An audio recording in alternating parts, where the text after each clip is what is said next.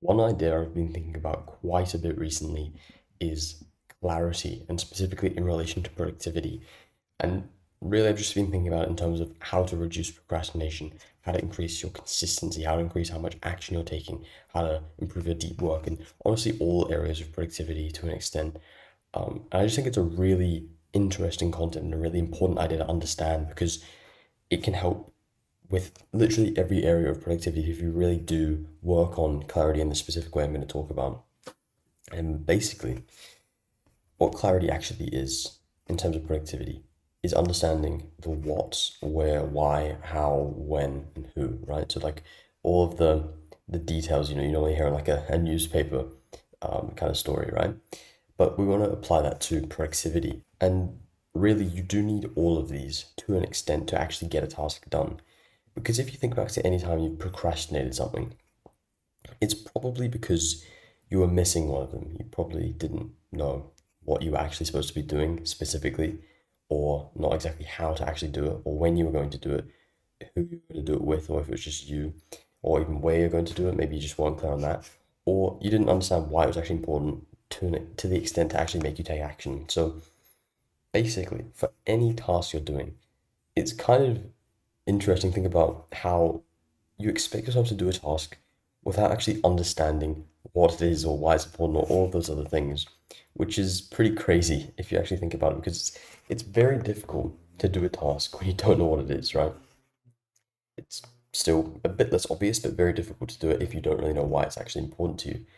Obviously, if you don't know how to do something, you can't do it, right? So all of these parts of clarity are extremely important. And so you really do want to implement them into your system for productivity.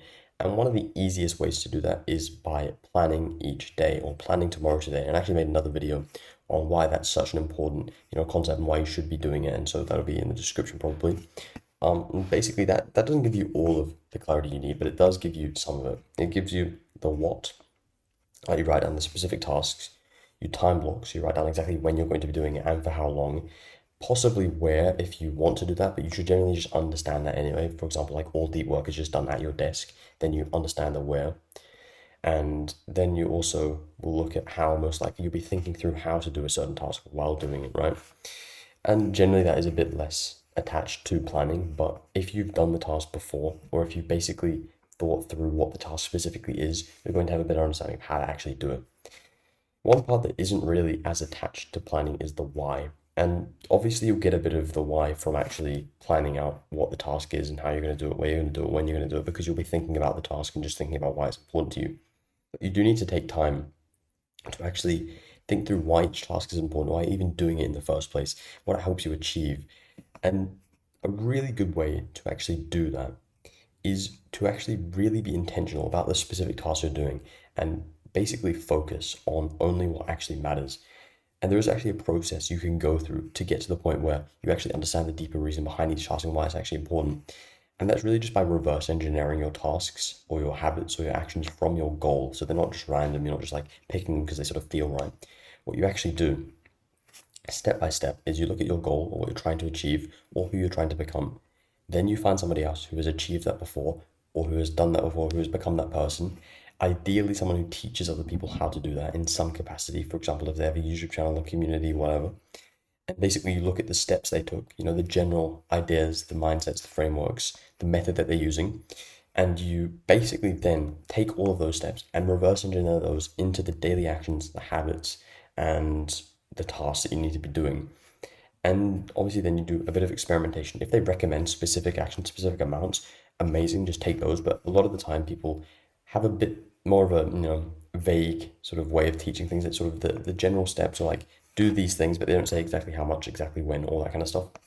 And so you want to look at those steps and then reverse engineer them into the actions. And you'll get better at figuring out what the specifics are for those over time. So at the start, maybe you try something out and it's all right, the action, whatever it is, it's fine, but it isn't that good yet. Like it's not super specific. You don't understand exactly how to do it. Like internally, you sort of you know the steps of doing it, but you haven't really internalized it to the point where you can just do the task without thinking about it. And so obviously those will come over time. And basically, what you want to do as well is implement the incremental increase method for building habits. Actually, the method that I sort of created for this. Basically, how it works, like the general idea, is to start with an easy level of the habit. or the task or the action or whatever it is, and then just increase it over time, like progressively overload it, like incrementally increase it. And basically, what that means for the tasks, you've got your goal, you reverse engineer that into like somebody who has achieved it before, then the steps and then the actions, and then you increase those actions over time, starting at a level where it's basically easy for you to do every single day, even when things sort of go badly. You get consistent with that to the extent where you're basically only missing like 1 or 2 days in a month, maybe three. Then you increase the difficulty, you increase the amount of time, whatever it is, and you keep doing that until you're at the point where you actually have got to the level with the actual habit that is basically the level you reverse engineered from the goal that you needed to get to.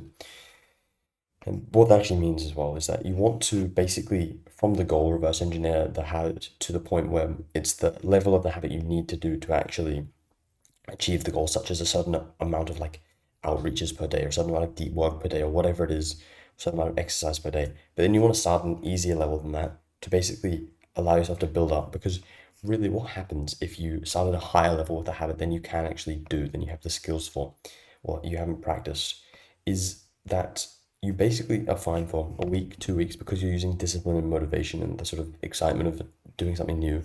But that fades off pretty fast, and then you end up just quitting because you actually then have to use just completely willpower. You don't have any system set up. You haven't actually built it as a habit yet.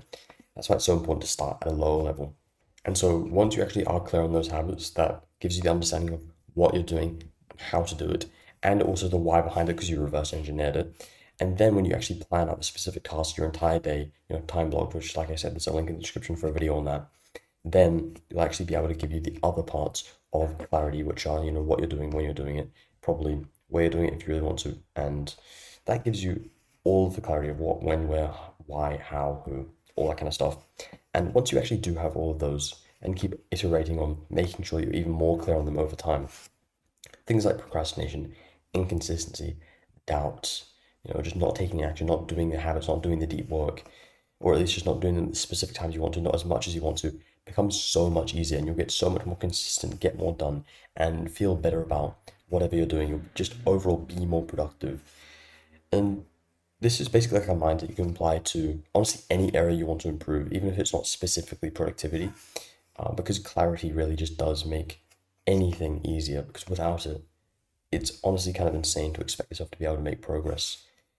So with that said, like if you do actually want a bit more information about the specifics of how to set up a system to actually give you that clarity on how to improve your productivity and how to actually achieve your goals through becoming more productive, there's a link in the description for my free course. It actually goes over all that in a bit more detail. Completely fine if you don't want to click that, but it is there if you want it, and have an amazing rest of your day.